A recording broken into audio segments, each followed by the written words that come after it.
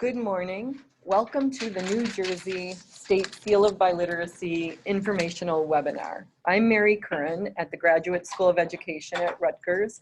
We're collaborating together with the New Jersey Department of Education on the State Seal of Biliteracy initiative. We're going to begin today's webinar in just a minute. As we start, I want to remind you that all participants are automatically muted. So you'll have to make sure that your speakers are working properly in order to hear us. There is a help link listed here in case you need some help with that. You can feel free to use the question and answer chat if you have a question or want to make a comment. We may answer that while we present, or we may keep the question to the end and answer those then. Importantly, please note that the webinar will be recorded. Today's webinar is in collaboration with the Divisions of Academics and Performance and Student Services.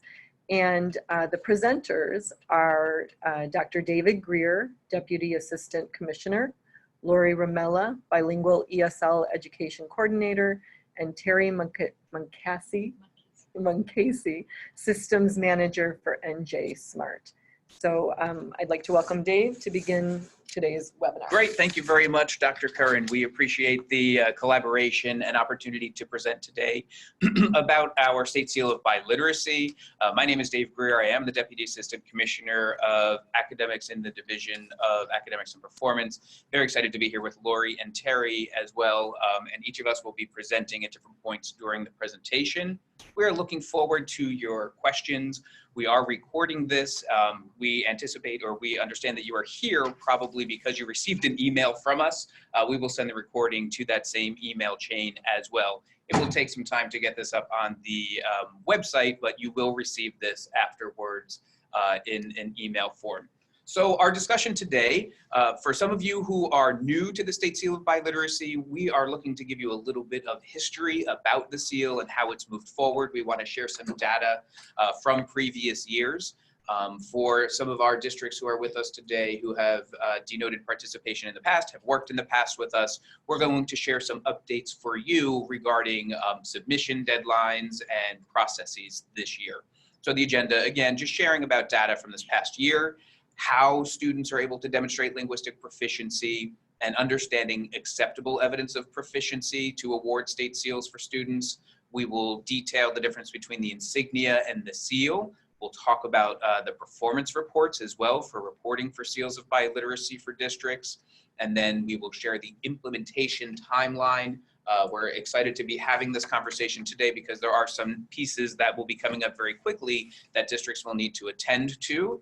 There is a data collection process. It's a dual process this year that Lori will talk a little bit about in hopes of helping the department really streamline this process to make it easier for districts to share data with us for seals so that students receive their seals in a timely fashion. Then we will share some brief resources for seals of biliteracy and work through any questions that you may have asked throughout this presentation.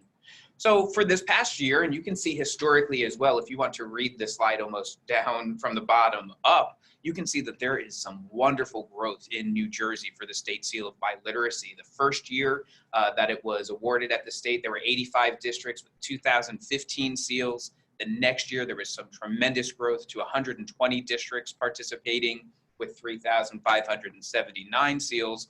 To then this past year, which was wonderful, 149 districts. We finally got all 21 of our counties in New Jersey participating. We're happy to have everyone on board with 5,468 state seals of biliteracy, which is awesome. Just getting chills even saying those numbers because we are so excited to see the growth that's happening. Lori, do you want to talk a little bit about the English language learners, the data that we have collected this past year as well? Sure. Good morning, everyone. I wanted to just share with you some of the data on English language learner students and those who attain the Seal of Biliteracy.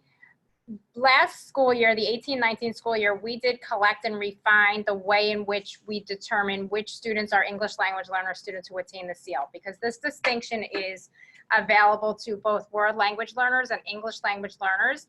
And so how we collected, and you will also see this information in more clarity when we share with you the information on the spreadsheet that we collect.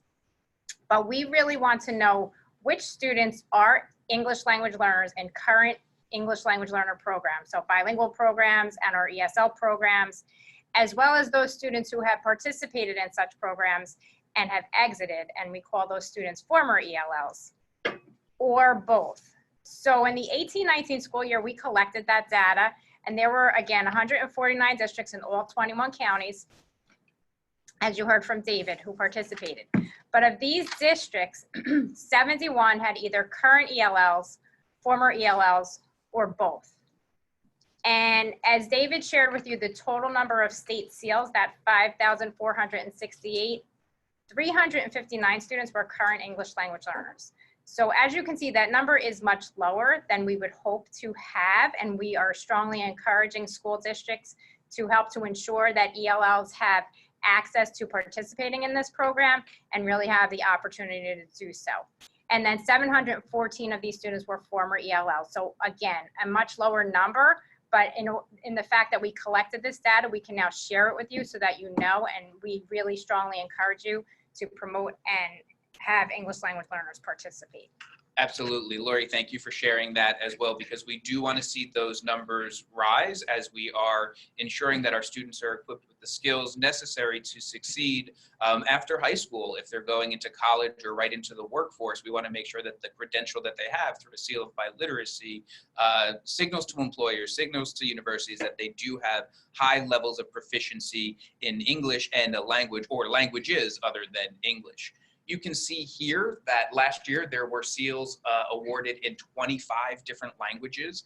That list continues to grow as well. We'll talk a little bit about some of the assessments and ways to demonstrate proficiency in these languages, because for some of our less commonly taught languages in schools, it's difficult to find assessments for those languages, but we work with our districts, contacting embassies and our networks to try to find the appropriate assessment for our students for the various languages that they are looking to attain a seal in. To demonstrate, excuse me, these are some of the languages or the assessments that were used to demonstrate proficiency in world languages. So you can see from this list, students have used the AP language and culture exams.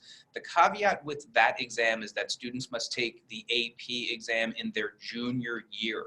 So assessments are eligible between January 1st of the junior year through the cutoff date of the senior year, which is currently February 7th this year. So AP exams that are taken at the end of the senior year, those scores come back too late to be able to award a student a seal of biliteracy. So please do know that if you are planning on using an AP exam for students to demonstrate proficiency. Some of the other assessments that are used are the Apple exam and the STAMP exam.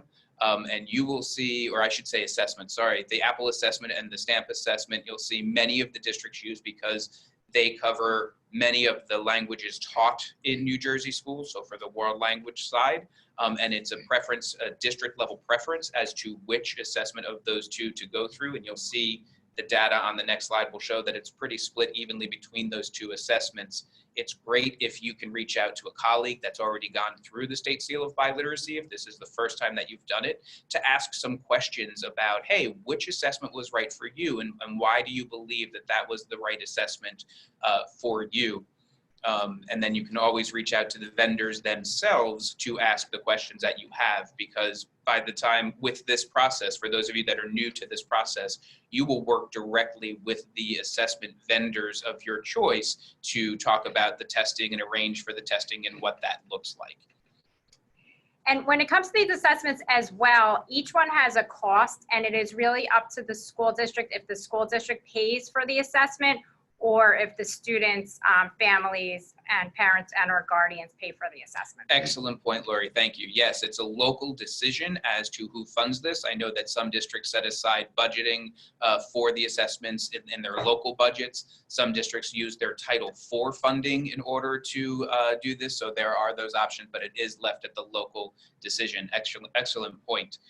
You can see some of the other assessments that are on there, the OPI and WPT. The OPI can be the computer-based as well, the OPIC and WPT, but students do need to demonstrate that they are able to, that they have a specific language of proficiency in the 3 modes of communication. That's why there's both the OPI and WPT as well. A LIRA for our students studying Latin.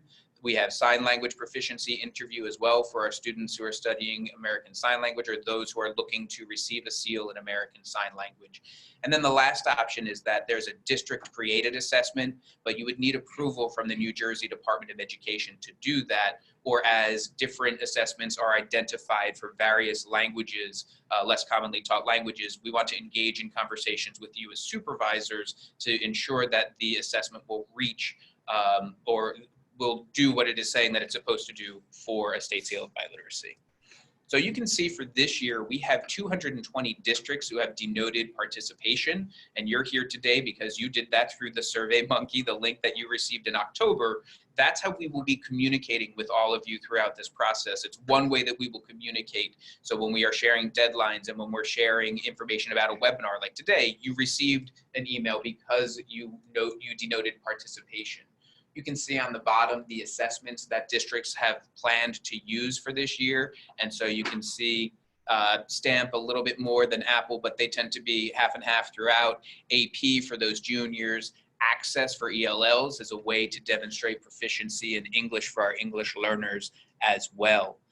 So for our students to demonstrate proficiency in English, there are a whole bunch of opportunities. There are assessments that are used. And so when you log on to the Seal of Biliteracy website and you go to the approved list of assessments for demonstrating proficiency, we link the English language proficiency to high school graduation requirements. So if your students have passed the PARC assessment or the NJSLA assessment, ELA assessment, that's ways that they are demonstrating their English proficiency. If they were unable to do that, it then opens up the menu of assessment options that are there, the ACT, the SAT, the ASVAB, all of those different pieces. And then if they were unable to really attain either of those, the portfolio process is also available for students to use to demonstrate English proficiency. So the big takeaway here is that whatever the students are using to demonstrate their English proficiency for graduation, they can use to demonstrate English proficiency here. For those students who are using the portfolio process, there are a couple caveats as well. Number one, their seals will not arrive in time for graduation because the seal process or the portfolio process takes a little bit longer. It will be after the deadlines, but we will ensure that any student who uses the portfolio process receives their seal. You will receive them in the summer. And the other piece is that it must be done in English. It cannot be done in Spanish and then translated. So I know that some students use that as an option for graduation. That just cannot be used. It can be used for graduation, but it cannot be used for demonstrating English proficiency in the state seal of biliteracy. I just wanted to add to the previous slide and this one, any student who is attaining the seal would have to have both assessments because it is biliteracy, so it needs to demonstrate that a student is literate in another language as well as English. And we do even have a few students who attain the seal in more than one language. Great, and that's exactly what this next slide is talking about as well. So thank you, Lori, for that. It's how can a student demonstrate linguistic proficiency, and it is in both languages. It's in English and the language other than English. So the first one, you can see the link that is there, state high school graduation requirements in English. That's that list, that laundry list or menu option of assessments that are there. The students can also use the access for ELL scores, but Lori, you can jump in as well. That must be done. They're the access scores from the junior year. That's right. Because the access assessments, those scores would come in too late in the senior year. And then in New Jersey, we have, our state law has said, or we have shared that intermediate mid on the ACTFL, the American Council on the Teaching of Foreign Language Proficiency Guidelines, is the minimum language proficiency level that students need to attain in order to receive a seal. And then it's the same, it's whatever is deemed equivalent to an intermediate mid for languages such as American Sign Language or any of our other Native American languages as well. You can see that the links are there. The acceptable evidence of proficiency document, it's also on our website, is the one that you're going to want to consult for information about assessments. And we're always happy to answer any questions that you have that you want to send in about this as you go through this process. It may feel like there are a lot of steps the first year. It's a lot to understand. It's a lot of information. But I think if you talk to our colleagues that have done this in the past as well, it gets easier each year as the process is understood and some of the timelines and assessments are set into place. So these are some ways that students can demonstrate linguistic proficiency. So what happens is students will receive two different things. Number one, there is the insignia and the seal. And so the insignia is this statement, New Jersey State Seal of Biliteracy, that can be listed on student transcripts. And so through your student management systems, there's a way to do that. I know some of you that use Genesis or PowerSchool, it's an easy drop down that's able to be put on there. And it's just this way it's printed. And then many schools will put in parentheses the language in which the student received the State Seal of Biliteracy. So it's posted right there. Once you, as the district, once you know that the student has attained proficiency in English language and the world language, you can place that insignia on the transcript. And the reason why that's important, many students during their junior year will want that on their transcripts as they're then either applying for universities or whatever their next step is. So you don't have to wait for the actual certificate that will come at the end of the senior year. Once you as the district, once you have demonstrated that you know that the student has met the proficiency in the world language and the English language, you can add the insignia. Now, underneath is the image, that is the seal that will appear on the certificate that the students receive. I also believe some of the SMS systems have been able to incorporate that symbol itself that goes on the transcript, but it will be on the certificate for students as well. So there's just a little difference between insignia and seal. A great thing about the State Seal of Biliteracy is that it's also included on performance reports. And so you can start to look through, parents as they go through, the performance reports are open to the public. It will show the number of seals that are awarded for each of the students or each of the languages within your district, within your schools. So you can see here is just an example of what that looks like on the performance report. You can see some of the asterisks there. It just means it's not displayed. If it's fewer than, I believe it's 10 students, then you'll see an asterisk because we want to ensure for student privacy that nobody would be able to tag back and figure out who the student was at that point. So that minimum number is 10, so the rest that you see there are there. And the way that we are able to provide this information to the school districts is based on the spreadsheet that you will be submitting that we will be talking about in a little bit. So it's really important that that information is accurate and correct so that we can then provide this to all of your districts. So I'm going to be speaking a little bit about some implementation timelines, what the data collection process will look like, and then some new items this year. So some of you who are on today's webinar are probably thinking, if you've participated in the past, you already know this information, but please make sure that you pay close attention to this next section because there are definitely some changes when it comes to deadlines as well as the data collection and submission process. And you may also hear our colleague who you heard introduced earlier, Terry Moncasey, jump in at points in time because she's really the person who is instrumental for the NJ SMART system and has really had the opportunity to help us make a new piece happen when it comes to NJ SMART. So these are the implementation timelines that you want to make sure you pay close attention to. I want to highlight some changes here that you will see. And the third item, November 2019 until February, is when students are taking the proficiency assessments. You will also receive email messages and updates for districts that are participating. But one significant change you will see next is February 7th, 2020. So that's the deadline for the districts to complete their proficiency testing and the time in which districts will submit data into the New Jersey Department of Education homeroom website, which I will also be speaking to you about. That date is earlier than as in years past because we are really trying to align and streamline, as David used the word earlier, to hopefully in the future make this entire collection process in NJ Smart, which is the state student database. Lori, So, I'm yes. going to cut in for a second Okay. because we are receiving your questions. So I want you to know we're responding, and there are questions about the deadline. So someone says, has there been any thought into extending the deadline? We cannot test students until January, and so with the February 7th deadline, that does not give much time to districts, especially in big districts. I'll be testing 3 high schools and over 300 students with multiple vendors this year. Any thoughts about, would it ever be possible to do the old deadline?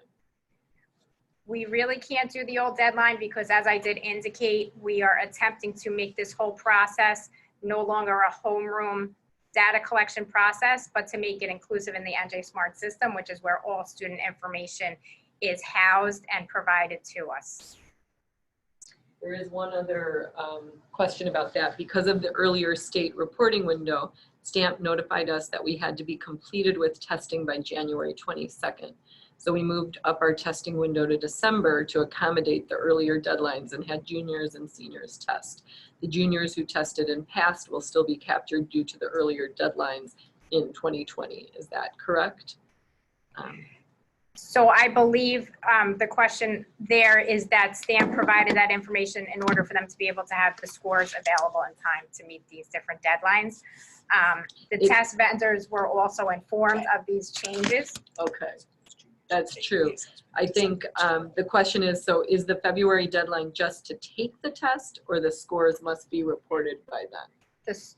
The scores must be reported by then. Okay, so that we need to make that clear, right? That deadline means the scores must be reported by then. Right. And then the February 18th deadline is when school districts will complete information in NJ Smart, which we'll be speaking to you about as well. So I believe that question is probably in reference to the January 1st cutoff date for juniors, right? We start at January 1st for students to be able to take assessments through the cutoff date of their senior year. So for those districts that are doing December assessments for this year, it is past that, it is before that January 1st start date. We will have to talk to some pieces. I think there might be some flexibility there to allow for those juniors who have taken the assessments in December of this year only. I believe we'll be able to allow for some of that flexibility.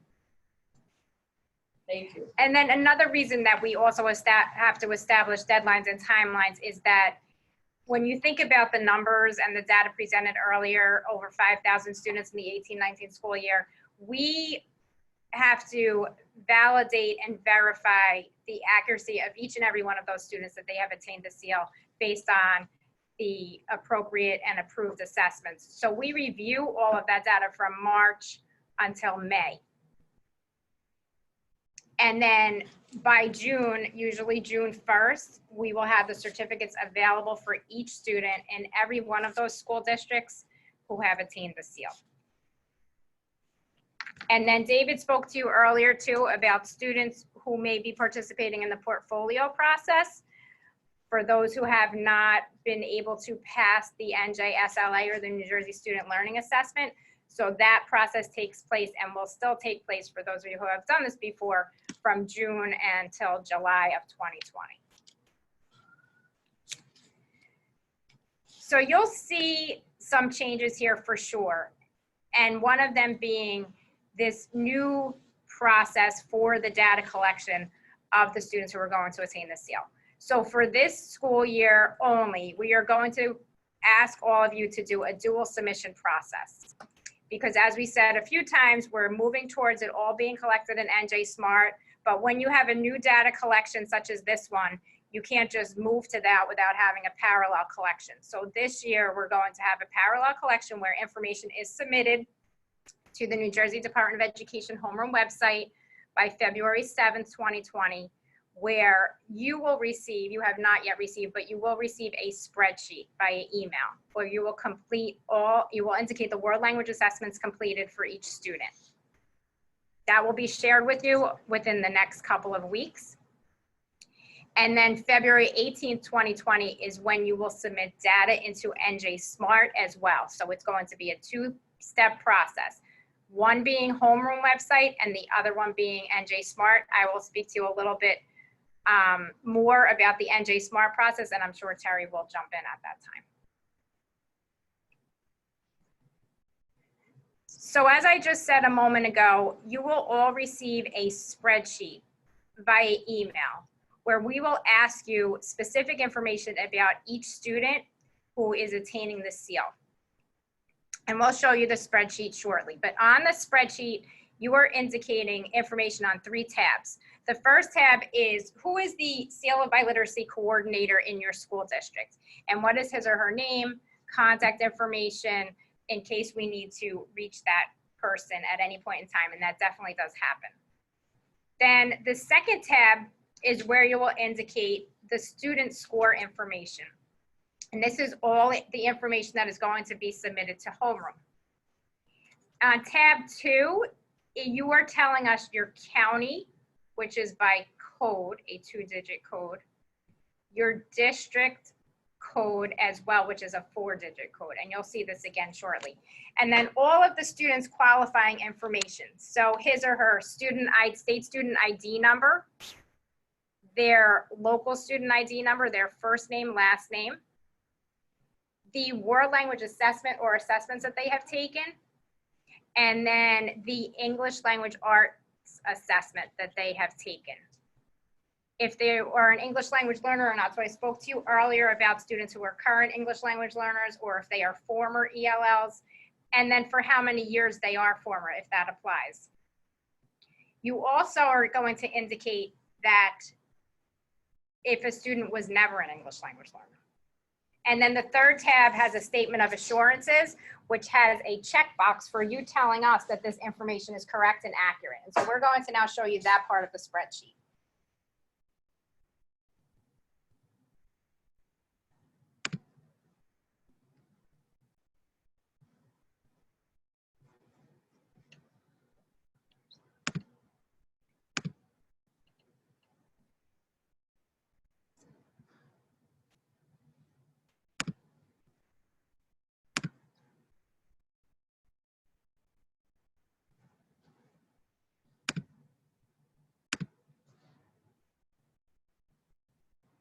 You're gonna have to leave and go back. Open it first.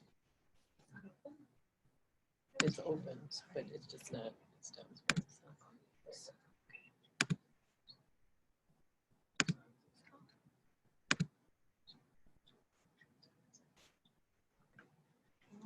Sorry about that. That's okay, thank you. Sure.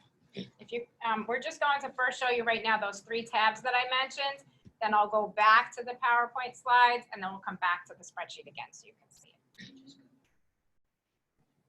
So at the bottom are the 3 tabs that I indicated. The SEAL coordinator information, which is tab 1. Trying to figure out where you're seeing this. I'm so sorry.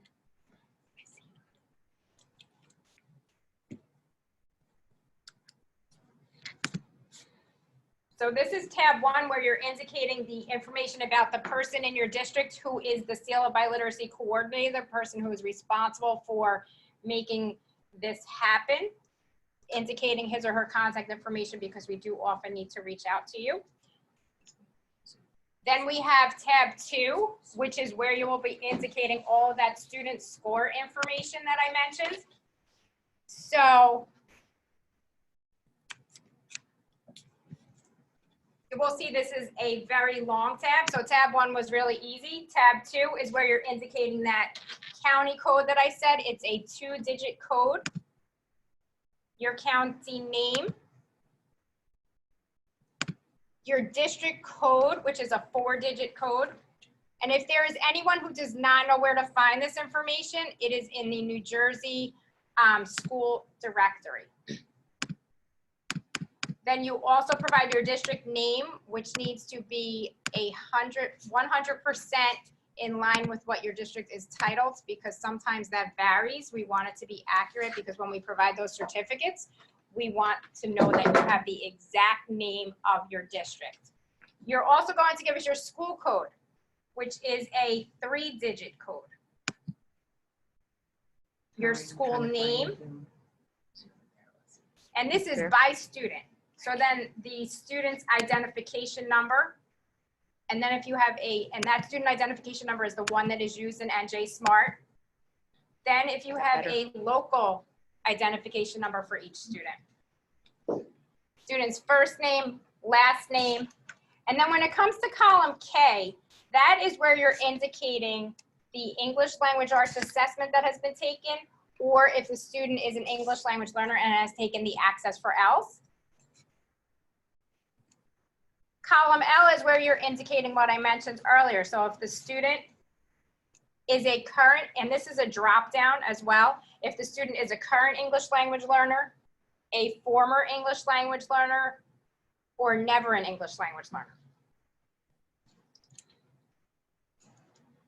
Then column M is if the student is an English language learner, their ELL type if applicable. So if they were a former, it will give you an opportunity to say that the student has exited within 1 year, 2 years, 3 years, and so on.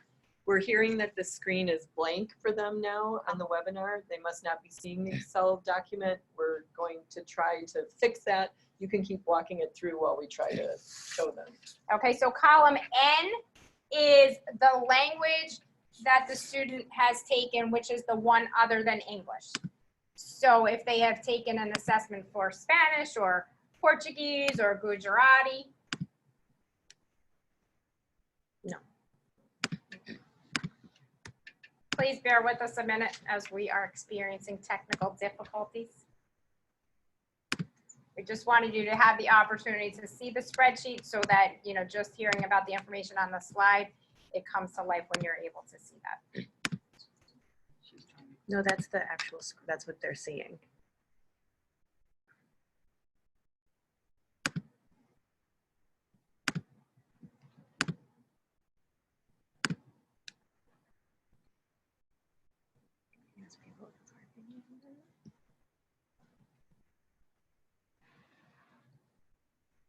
After you indicate the student's language other than English, there will be another column, column O, where you will tell us which world language assessment has been given. So when David spoke to you earlier about the stamp or the apple or the Alira, that's where you're indicating that.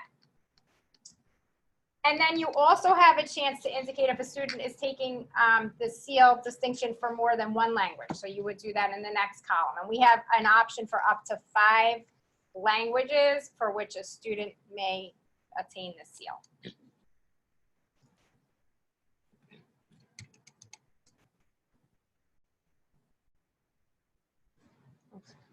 For the next tab. Okay, and then when we go to tab 3 is the statement of assurances section, where after you submit this spreadsheet to us via the homeroom website, you are checking off that all of the information that you have provided to us is accurate and correct, and very importantly, including the spelling of students' names, the language or languages, and the state student ID numbers, as well as the assessments. And it is so important for you to have the correct spelling of the students' names, because this is what we use to provide the certificates to all of you for your students. And if we go back very quickly to that second tab as well, there will be drop downs under there for you as well to be able to input the information. They're just not showing up here, but each will have a pull down tab for you to be able to input that information that way. So we're having trouble sharing the spreadsheet. People are asking, is this the same spreadsheet as last year, or are there changes? It is the same spreadsheet as last year. So if you participated last year, the spreadsheet is exactly the same. Okay. And to get a copy of the spreadsheet, have you said? We will be send sending it that out. within the next couple of weeks. They asked if I have the old one, I can start filling it out and working on it. Right. It's the same, so All right. again. Spreadsheet's the same. Good. Okay, so we are going to go back to the PowerPoint. Let's hope there's no Thank you trouble. everyone for your patience. So I spoke to you about the different tabs and you that you will be indicating in the spreadsheet, and then the deadline of February 7th, 2020 for that. I spoke to you about the detail in each of the tabs.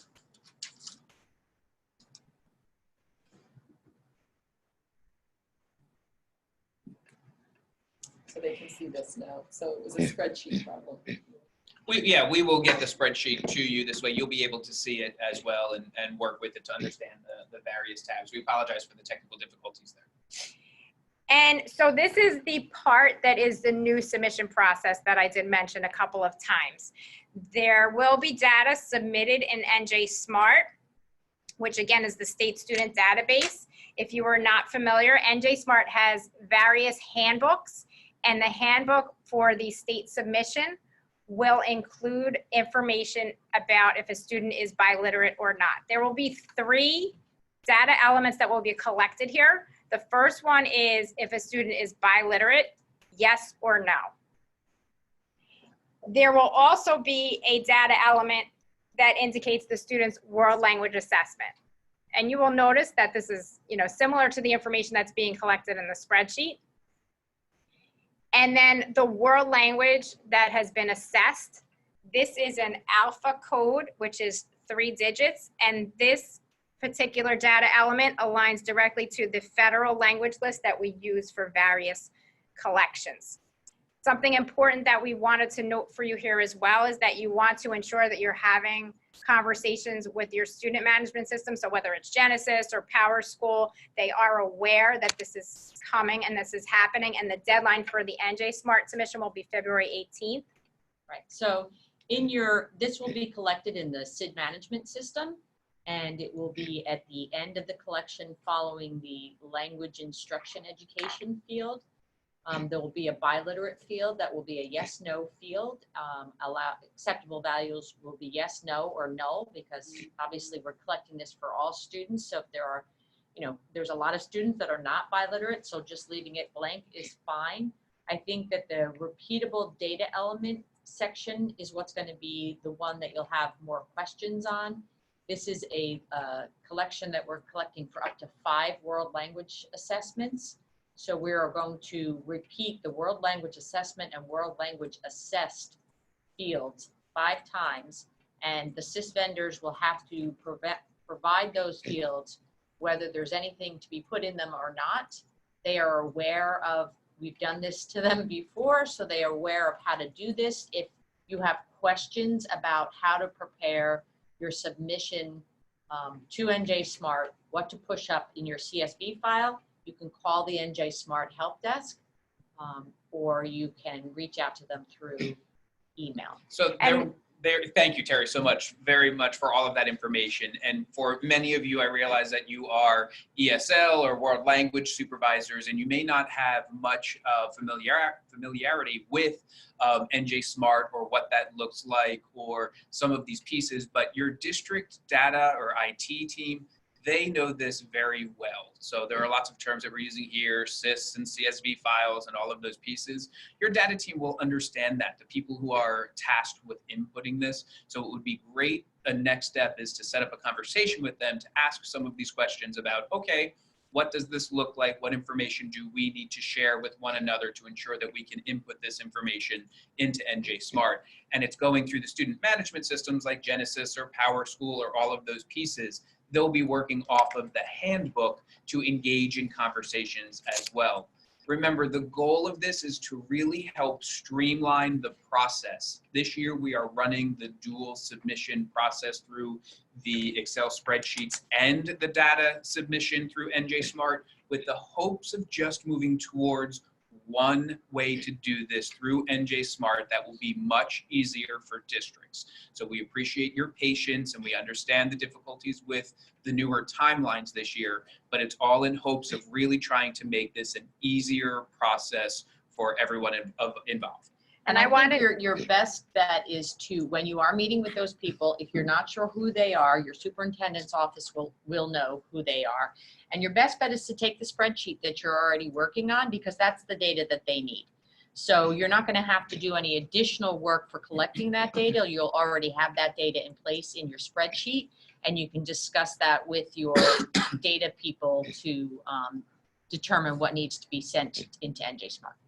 I wanted to mention a couple other pieces when it comes to this part of the process. One is that the NJ Smart handbook version is not yet posted online when it indicates these new fields. That will be in the very near future. So the NJ Smart handbook gets updated very frequently with changes. This is not yet posted, but it will be very soon. I also wanted to mention that this information that is being entered is for graduating high school seniors who are attaining the seal. So you're not indicating, you know, freshmen or sophomores who may in the future attain it.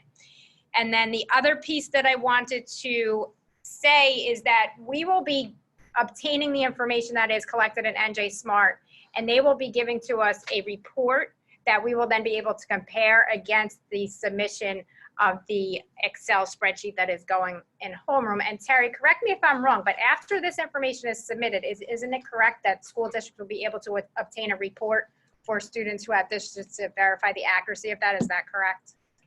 Yeah, so they can go in and look at their student level list, but that again is based on who is the NJ Smart user at the district.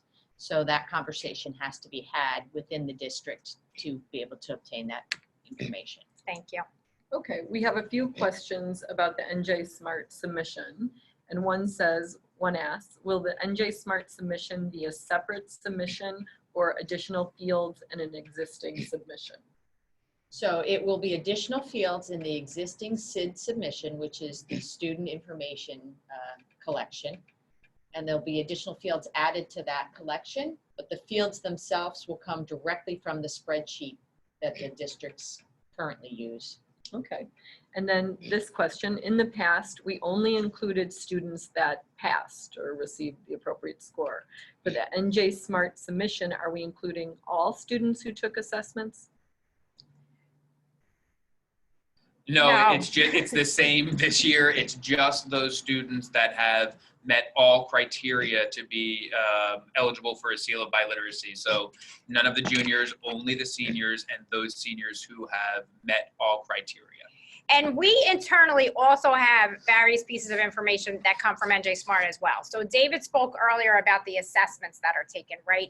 So if you have a student who is qualifying for the English Language Arts portion through the NJSLA or the New Jersey Student Learning Assessment, we have that. That's part of NJ Smart. So that's not something that we are asking to you providing to us in addition. That's already there. We obtain that data and we compare it against those students who have taken the world language to see if they have met the seal requirements. Okay, then there's a question about the submission.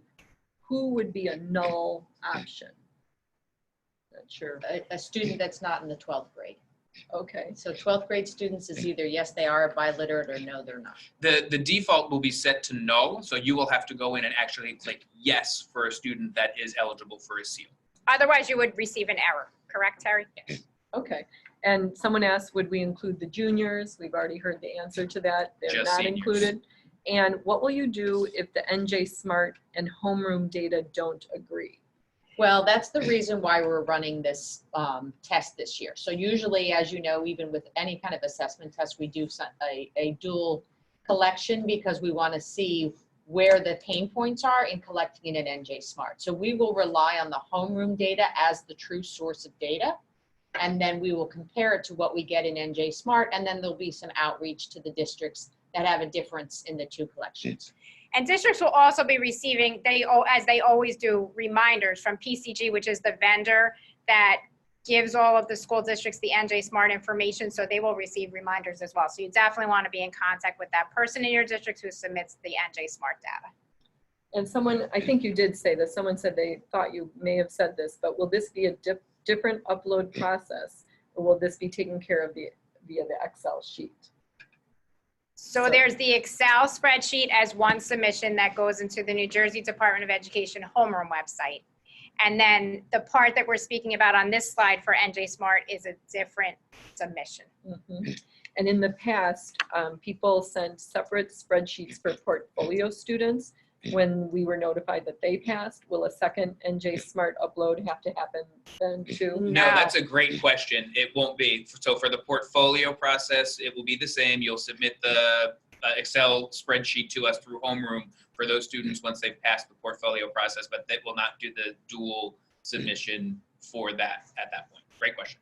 And some clarity about juniors and seniors. The juniors take the test, not the seniors, or who's taking the test? So the students who take the assessments are those juniors and seniors from January, well, we'll say juniors from January 1st, right, of their junior year. The assessments can happen that whole, second semester, the summer. Now they're seniors. You can be testing your seniors as well up through the cutoff date of that senior year, which is February 7th of this year. So that's when the assessments are happening. And the exceptions to that were mentioned earlier that we'll just restate again. One is that students who are taking AP, that has to be in junior year. Correct. And the other is students who are English language learners. They're using their Access for L scores from the junior year. Since you mentioned AP, someone asked about, can we use AP Spanish literature? No, it's only language and culture, not literature and culture. All right, there are a few questions about assessments, but I can save those till then. So in providing and helping school districts to implement this initiative, we have various resources for all of you. We wanted to make sure that everyone is aware that the State Seal of Biliteracy is an administrative code. It is part of the Standards and Assessment Code, where it indicates that high school students who are graduating seniors can attain this distinction. We have an entire State Seal of Biliteracy website as well. And some of the items that are included in there are that we give everyone an overview of this process and what it means, the timelines that we spoke to you about earlier. We have some brochures in various languages. We also have on the State Seal of Biliteracy website the acceptable evidence of proficiency, so those different assessments that you heard about earlier that can be used, as well as the English language arts requirements, and then we have some frequently asked questions. And we do update this website every year. It does have the new timelines that we spoke to you about. And this was pretty much mentioned before, but just some questions for considerations. You heard about the portfolio students. If you have students who are taking portfolios, and you also did hear David mention that these would have to be completed in English. David also spoke to you about less commonly taught languages. So if you have a student who wants to take an assessment in a language for which there is no assessment available, you reach out to us and we work with you to be able to make that happen. Excellent point. And a lot of times we'll ask for you to contact the embassy. So there are many, many languages spoken in New Jersey, and that Lori and I don't always know, which students in which district and the best way to move forward. You know your students the best. And so when you reach out to us, there'll be questions like, oh, well, what is the assessment for this language? And we don't necessarily have a list of all of those, but we work with our districts and try to do the best that we can. A lot of times we say, have you reached out to the embassy? That's one great place to go. If the assessments that you find are aligned to the Common European Framework, those assessments we can use as well. But we just want to make sure that it's okay. So we want you to talk to us, let us know sort of where you are, what's happening, and then we have these conversations about moving forward. And then if it's sort of like we pilot them with you for that year, and if it works well, then we add those assessments to the list of acceptable evidence of proficiency for all other students to be able to do as well. We just want to make sure that the assessments are appropriate for the purpose for state seals of biliteracy. But those are for some of our less commonly taught languages. I believe that Apple has just put out 13 or 21, I'm not sure of the number, but a lot more less commonly taught languages for OPIs and WPTs. It's a national issue as well. It's not just New Jersey, an issue that we're dealing with here, but across the nation as the seal of biliteracy really picks up some steam, trying to ensure that we have the right assessments for our students to ensure that they have the level of proficiency that we say that they do with the state seal of biliteracy.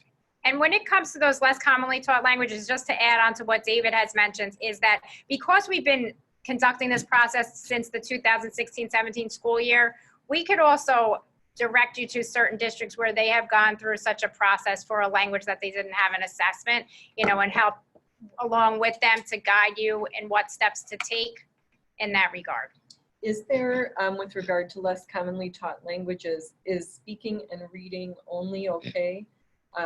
There must have been some discussion at a meeting that listening and reading would not be necessary. So it has to be in all of the domains. I see Lori wants to jump in as well on this one, but it has to be in all of them. So some have identified, they say, oh, well, there's only an OPI, but there's not a WPT. You have to have both. It's because the way that the law is written, and the law is written saying speaking, listening, reading, and writing, those assessments. We've had to look at that as well because there's not a listening option for languages like ASL. So we have mapped that to the modes of communication, and that's why you'll see those pieces are there. But we do need to identify all of those pieces that the students have them for seals of biliteracy. And so what I am going to add is that that process that David described might then require an assessment from one vendor for part and a different vendor for the other modes that David mentioned. And David also used the word law, and this is really a mistake on our part because we should have begun the discussion today that this is legislation in the state of New Jersey. So we must do this. And we have to follow along with the law itself. And so one thing that I think I do want to add in here, even though it might not be the appropriate time, but there have been some questions about the global seal of biliteracy versus the state seal of biliteracy. And our state seal of biliteracy is for students in our public schools to demonstrate that they have certain levels of proficiency in English and language or languages other than English. The way that our law was written, though, students that are in non-public schools or are homeschooled or any of those are not eligible for a state seal of biliteracy. That's why you'll see there is a global seal of biliteracy that's not part of the New Jersey Department of Education, but it is a national movement to be able to recognize those students with seals of biliteracy as well and adult learners. So in case those questions are popping up, that comes from the way that our law is written in New Jersey. And one more comment to add to when it comes to the less commonly taught languages that we should also share with all of you because you may or may not be aware. So we do update our list of acceptable assessments every year based on a group of experts who we asked to come together over the summer. We have a stakeholder group come together to help us to review the current assessments that we have as allowed, and then looking to see if we have any ones to add to that list. And we have added some to our current list based on, you know, this growing list of languages for which students need to take assessments. Speaking of that, the question is, since it has to be in all domains, does the stamp world speak qualify as an acceptable It does, assessment? and that's one of the ones that you see is new to the list this year for the less commonly taught languages. World Speak is right on the bottom of there. It's intermediate mid, and they must achieve a score of 5 or higher in writing and speaking. Thank you. And then we know outside of today, you will have many questions. We really want you to reach out to us at either one of these email addresses. Terry, our NJ Smart expert, wants to add a few pieces of information as well for all of you. Yeah, and I'm guessing we're going to share this deck eventually, so, or some form of it. So we're going to add this on, but if you need to reach out to NJ Smart directly, the email is njsmart@pcgus.com. Their website is njsmart.org. And on their website, you'll also be able to see their 800 number. You can use all of that information if you're having a hard time discovering who your data person is at your district. The NJ Smart Help Desk, if you have your District 4 number code, they will be able to tell you who your point of contact is for NJ Smart. And if you didn't quite catch all of that Terry mentioned, the New Jersey Department of Education website has an A to Z, like the alphabet. And if you go to letter N for NJ Smart, you will also find it there. Okay, and so we have several questions. I'll try and see if we can go through them kind of quickly here. But the first one is, you know, there are some people listening for whom this is their first time administering, you know, the seal. And so they're concerned about the small window of time, and they're wondering who is their best contact person or place to reach out for help to make sure that they, you know, get everything done. So The definitely best send place- us an email. The emails that you see on the screen right now, ell@doe.nj.gov and worldlang@doe.nj.gov. we check those regularly, and we'll be able to answer questions that come up. Okay. And if you are the person who asked that question, if you are the person who is the SEAL coordinator, you know, you can also speak to other supervisors who have already gone through this process.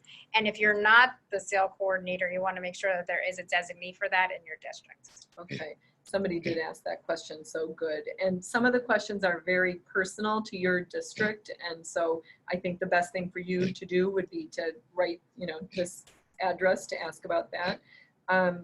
This is one of them, but maybe other people have this. What if the student belongs to our school district, but currently attends another school, like a biotech high school or special high school? Can that student still take the seal of biliteracy in that school district? The district that the student graduates from, that they receive their diploma from, is the district that would need to submit this information for that student for the seal of biliteracy. Okay, and what if they took an AP test, which was not taught through their school? How do they note that on the spreadsheet? We have that data. So there's certain data that the NJDOE has. So like the ELA assessments, we have all of the AP scores. So not even just for the language and culture, we have all of the AP scores. They just denote that, and we would be able to catch it on our end. Okay.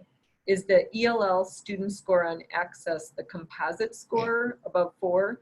Or is it in one of the sub scores, or a certain number of the sub scores? It's 4 in each of the language domains. 4 in So each. it's not the composite score. You need a 4 in the different language domains. Okay. And someone asked about the certificates. Are we downloading the certificates now, or do we need to wait?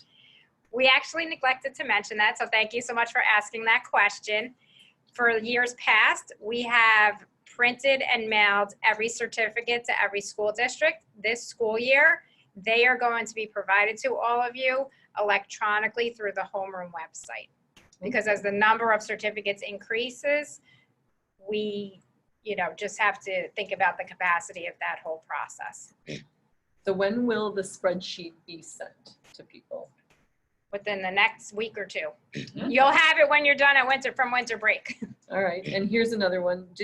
Does participation require formal BOE approval at the local level? The code does call for a local policy, and a lot of times when you'll ask us questions, we'll say, well, what does your local policy say? So any local policy will need to go through your local Board of Education. And then this question, when will you pull the snapshot from SID management? February 18th is the question. That's the deadline for that, yes. Okay, and I think there was one more scrolling through here. Oh, well, there's some more general questions like how do assessments such as the stamp compare to the AP exams? Every assessment that we have on our acceptable list, we have as the criteria that they are aligned to the ACTFL standards. Okay. Right. So they can't be on that list unless they're able to demonstrate that. The Apple and Stamp scores, their language proficiency assessments, they will come back with more detailed information about how each student has scored in each of the domains, whereas the AP score doesn't give the same level of detail for the language assessment itself. Okay. One of the participants is providing this information. AP scores can be found in the College Board website, so that's another resource for people to look at. Several people who are new are asking about how can they find some other school supervisor coordinator who's done this, or learn about how to promote, how to get this going at their schools. So on the State Seal of Biliteracy website, we have listed every school district that has participated. Right, when you click on that, you'll see Seal of Biliteracy on home, and then it says 2018-19 State Seal of Biliteracy participating districts. We have them by county and then the district name, so you can look at a district that maybe you know somebody in, and then you can find out who that supervisor is as well. Somebody entered late asking this question regarding December testing. If they tested graduating seniors in December, is this going to be okay? and will it be okay in the future? Graduating seniors, so for students that are seniors this year, testing in December is fine. The question, I think, is about juniors during that December deadline, because we say juniors must take assessments starting in January 1st. But for some of the deadlines this year, some of you have worked with your districts where if you're testing juniors and seniors of December this year, we'll have to allow for a December 1st pull instead of a January 1st pull for this year only. Okay. And for the ELA graduation assessment requirements, juniors aren't taking the NJSLA.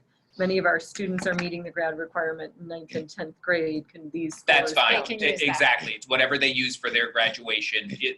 Those timelines, that January 1st through cutoff timeline are not the same for English. And the reason why that is, we get this question often.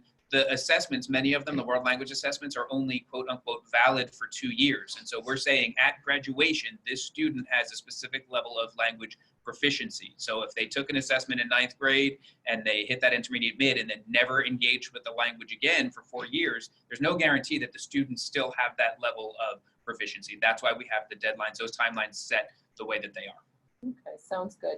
I think we're at the end of our time, and so I'm going to end with this last question about access to this webinar, being able to. Great. So after this, that's a great question. After this, we are going to ensure that it is being recorded. We will send this webinar out via the email that all of you received the link to Zoom with. So you will receive it there or a link to it. So this way you have it for you. We will try to get it onto the website, on the NJDOE website, but that takes quite some time. So this you will have very soon after this, as well as the Excel spreadsheets will be coming shortly within the next couple of weeks. Sounds good. If you don't receive it, you could write the email and have it sent to you. Any last comments other than to thank all of our participants today? We're looking forward to increasing the numbers this coming year, so thank you all for joining.